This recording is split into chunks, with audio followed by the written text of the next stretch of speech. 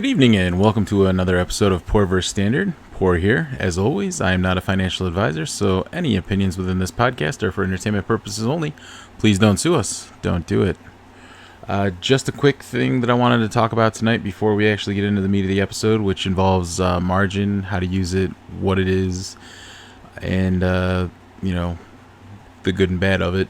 I just wanted to give you a quick update as to where we were at after Monday's rally and as far as the cryptocurrencies and the portfolio. So let's get into it. What do you say? As you can see, I have up on the screen for the YouTube viewers, Bitcoin is currently at $39,619. It did rally above $40,000 at one point today. Ethereum is at $2,500, and Cardano is at $1.54 essentially. Dogecoin 32.5 cents, and Litecoin is at $169, almost $170. Not a bad day for them. Bitcoin especially. Ethereum's catching up, and Cardano's above $1.50, which was the main resistance level, so that's always good. So yeah, that's the crypto. And then if we can get into the portfolio for you, take a look. SPY did rally, as you can see. It was 423, I believe, earlier today. Actually, yeah. So we can see it right here. I did buy a straddle today, early in the day. Well, about close to the end of the day. And it did jump up after that, actually. So we're doing okay on it. We're up $34 on that straddle. It's not the play of the week or the swing for the fences play, just because it cost me like $200 and some. So we may have to increase that thing. If you were following along on the Twitter, you will notice that I did buy. Where'd it go? Was it the Clove? No, it wasn't Clove. Where'd it go? Oh, right, yeah. So I said I was going to buy cents. And as you can see here, I did buy one July 16th, $5 call for cents. Expires in 32 days. I did buy it at the height of the market, so I am down on it, sadly. But I expect by July 1st, when it gets added to the Russell, this thing's going to shoot up. This could be one of those things where I may have bought too high and gotten greedy and impatient, so I may have to buy another one to, bring my costs back down. We'll see. And it could be one of those sell the rumor, or yeah, buy the rumor, sell the news. So we may sell this before July 1st, just in case, if it does have a massive rally into that day. So we'll see. Okay. AMC, $58. It is after 8 p.m., so the after-hours markets have closed. Cloves, $14.66, but we did do very well today. We were up $2,300, almost 7% on the portfolio. I'll take a day of 5% or plus any day of the week, every day of the week. So, win for us. Portfolio is getting back to those healthy ranges. See if we can't break 50K sometime in the next couple months, huh? Yeah. So before we, get into the meat of the episode, I just wanted to tell you all that I feel like I've been doing you dirty a little, because we have never actually discussed margin on this podcast or in these videos, because I've always had a firm stance that margin is not anyone's friend.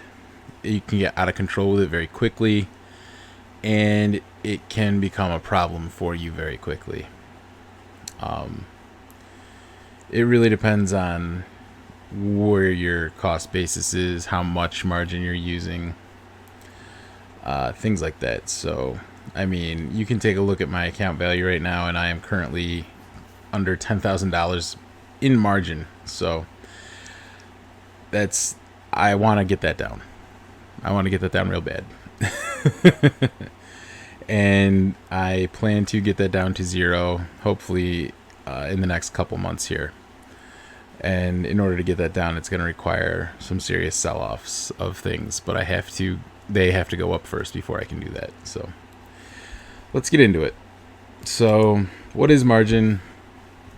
Margin is basically you borrowing money from your brokerage and using your stocks as collateral to do so.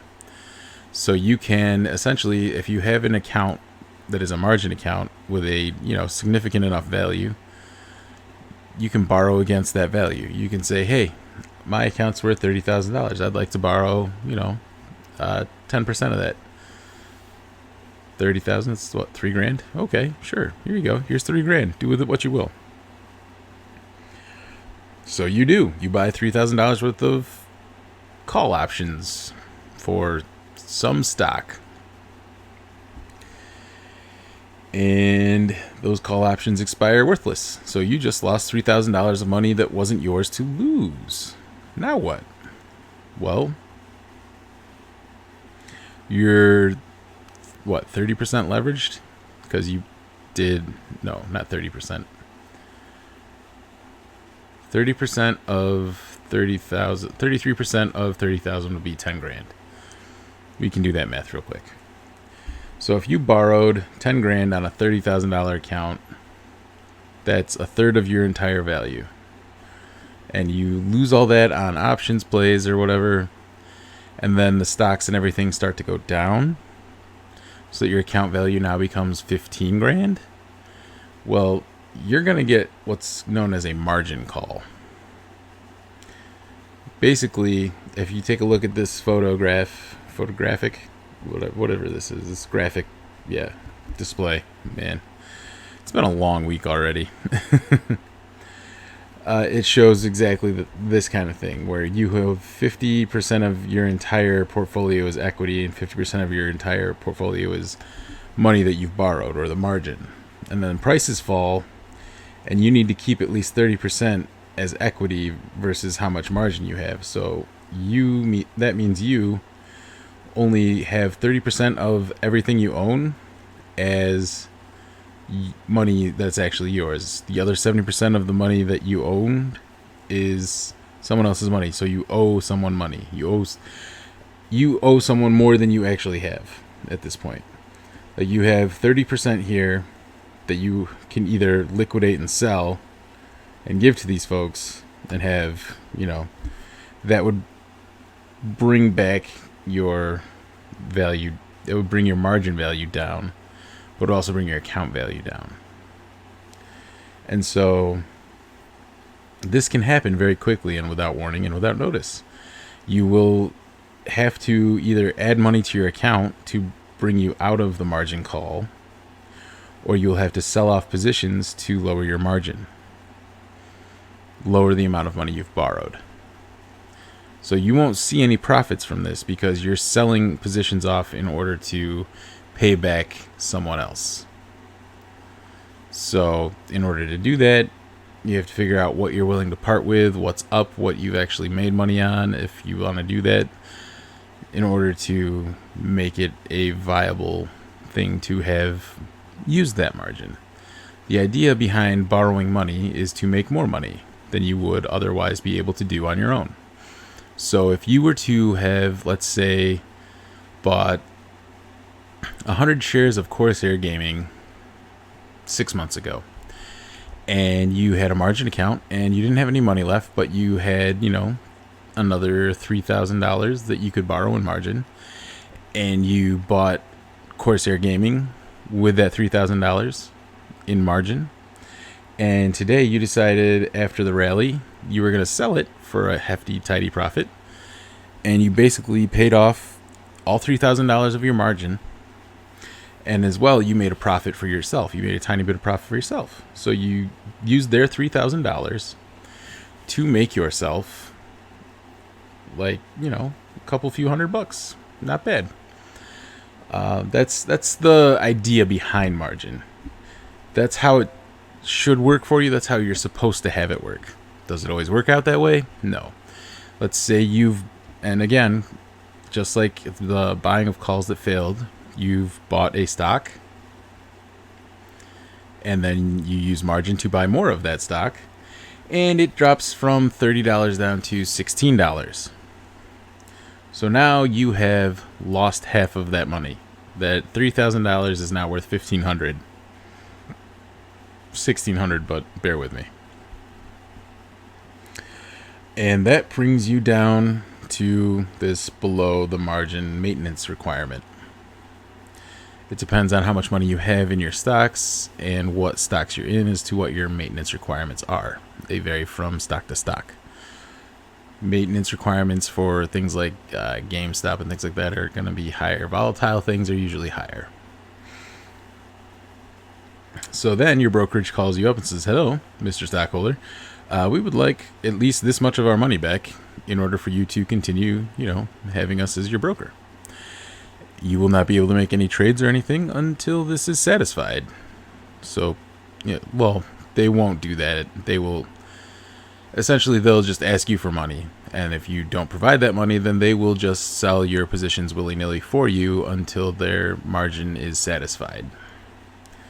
So that's entirely up to you as to how you use it. It is very dangerous because it makes your portfolio value worth more than it actually is. Like, currently my portfolio value says it's like $36,000. I have $9,000 of it in margin. If I sell off $9,000 worth of things to make my margin go away, I am down to $25,000 right then and there. So by using margin, I have increased, the amount of money that I can leverage to do trades and things like that. But in the same token, I will be up shit creek without a paddle if things go south. So I would highly recommend that you never ever put anywhere near half of your account into margin. Anywhere near half. You're looking at maybe 25% margin if you intend to use margin, but margin is very dangerous. It sneaks up on you very quickly. I was at $5,000 margin, and then all of a sudden I was at $9,000. It creeped up on me very quickly. So be careful. Be very careful with margin. Banks and mortgage brokers, these lenders and things, they're not out to be your friend. They're out for business. So they charge you interest to borrow their money every month, and it's most of the time it's very minimal. It's nothing like a 22% credit card.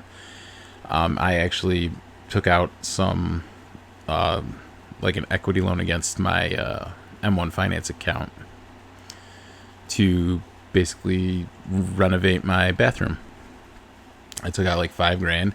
They didn't make me sell anything, and it's at like 2% annually right now because I have the M1 Plus. So I can pay that back at my leisure, and the first $5,000 that's actually free. So I'm not paying anything for it. It's basically a free loan, which is one of those really nice things you can do with margin. Is you can take that margin out instead of selling your stocks and pay yourself back, and it'll be a lower cost to you than something like a credit card. It's a good way to it's a better way to get debt that you need if you need to do something outside of stocks, because it's a lot cheaper to borrow that money than it is almost any other type of money. Because whether or not you know it, there is a alternative motive to allowing you to use margin. They will lend you the money to do these things because they want to see you succeed so that you can pay them back and keep paying them interest. They want that interest. They want that money to earn them interest. So they're not letting you borrow their money out of the kindness of their heart. They're letting you borrow that money because they want you to get more money so you can borrow more against it. It's a win-win for them. They get, the interest money, and then they collect back all their money, and then you start using margin again, but this time you use more margin, and that's a win for them. So this is a very crass and fast overview of margin. Before you ever take out any margin, please be careful. Please look into it more. This is, again, just a short, brief overview of what margin actually is, and it can sneak up on you, and it can cost you your entire account. I mean, there's a story of a young gentleman called what was it? Change the Narrative. You can look him up. He was a Redditor many years ago now, who had a little hack he used for infinite money glitch in Robinhood and leveraged himself well beyond something he should have done. And yeah, you just YouTube him. Control the Narrative, that was his name.